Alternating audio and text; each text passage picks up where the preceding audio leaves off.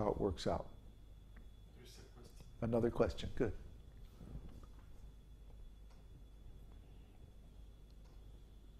It's a question from Mother Swati. Okay. Are dreams in material consciousness because we still have our identity, false ego, intact? How do we get spiritual messages then? Well, if you read in Vedānta-sūtra that dreams are experiences, they're like synthetic experiences that come from Supersoul. Supersoul, Paramatma, is within the heart. And he is giving all our experiences. You know, we think, I am thinking, I am remembering, I am imagining, I am doing. No, that's an illusion. Actually, the Lord is the doer in all bodies. We are simply spectators. We simply desire. And because of our desire, then Supersoul supplies the result. Like if I desire to raise my hand, Supersoul is actually raising the hand. I'm not doing it. I can't do it. I'm a spirit soul. I have no power over this material world. What connection do I have with this material world? It's only imaginary. If I think I am my body, I am this, I'm that. So similarly, in the mind also, Supersoul is giving different kinds of experiences on the mental plane. So when we have some insignificant karmas that require us to experience something, but not have actual physical contact with that thing, then we experience it in a dream. And when the Supersoul wants to communicate some message to us directly, personally, then he can communicate that through dreams also. Generally, we take it that if God or the spiritual master or other spiritual personalities appear in a dream, that dream is considered a message because of the transcendental content. But most dreams are just kind of junk, you know, just a bunch of random thoughts mixed together.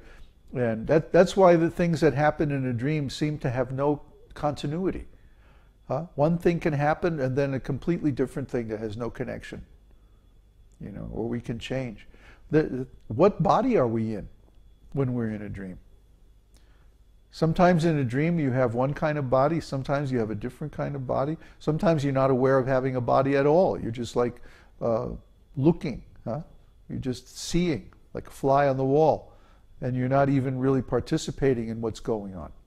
Or sometimes people will, sometimes you will be doing something. The other night in a dream I dreamt I was playing a drum. So I was there and I had some kind of body and I was playing on the drum. And then other people were responding to that and so on. But not necessarily. Sometimes in a dream, I remember having a dream where I was driving a truck, a van, around this little town. But, you know, nobody that I knew was there. There was nothing remarkable about the town. It was just an ordinary town. Nothing special going on. It was just an ordinary dream. That's material. That's some kind of material karma, that prarabdha karma, or ripened karma, which is due.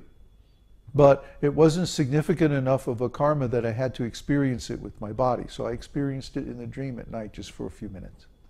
That's it. But when we have a dream, like when I dream of Srila Prabhupada giving instructions, or if I dream of Krishna, or Nrsimhadev, my Ishtadevata, that dream is something significant. That dream is something real. So there are different kinds of dreams. Otto said, how about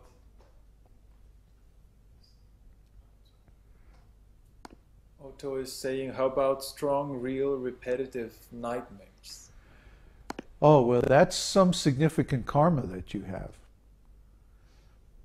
Those dreams are reaching you because you did something in a past life or earlier in this life that requires you to experience that karma. And of course, it's hard to say what it is without doing a whole astrological chart or something like that. Or maybe you don't even really need to know what it is. You just keep chanting the mantra and you become purified from all these things.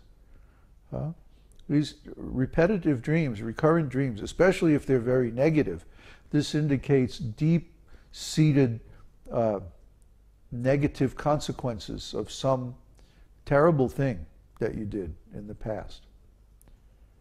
I've been very fortunate. I never suffered from these things, but I know I've heard of other people who have the same dream over and over again, and especially if it's unpleasant, it can be very distressing. So what can I say? You have to increase your performance of purifying activities like chanting, especially chanting. I mean, chanting is the best. And if you're not following our 4 regulative principles, you better get yourself in shape and, quit meat eating and illicit sex and intoxication and gambling, including speculation, because these can also cause these kind of reactions.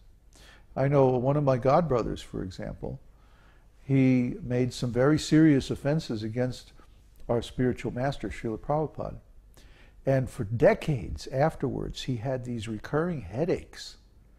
I don't know about bad dreams, but every day almost, he would have these terrible migraine headaches. Why? Because he had misused his intelligence to insult a great soul. You see? So he got that karma in the form of headaches, because he had misused his head. So it's like that. Whatever we do, we get some appropriate reaction. When we do good, then we get very pleasant dreams and very nice experiences, and we find doors opening for us and things happening for us just out of the blue. And this is Krishna. This is Krishna acting. He's reciprocating with us. Krishna is always in a relationship with us. We may forget our relationship with him, but he never forgets his relationship with us. So he's always interacting with us, and he's always giving us feedback. You see?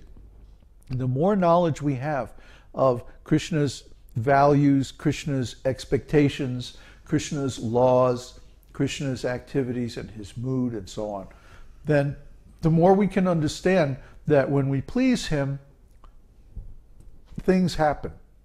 And when we displease him, then other things happen.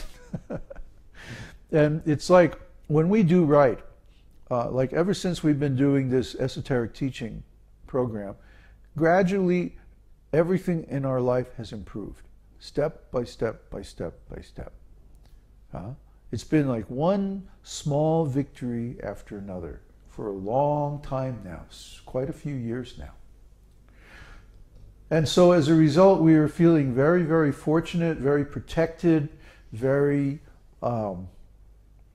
like we're feeling like we're in a very high place, that we can see everything very accurately, because we're trying to purify our existence. And when we do that, we don't have anything negative around us, and we don't allow anything negative to remain near to us. We immediately take care of it. As soon as anything crops up, we immediately do the needful, whether it's to encourage it or to discourage it.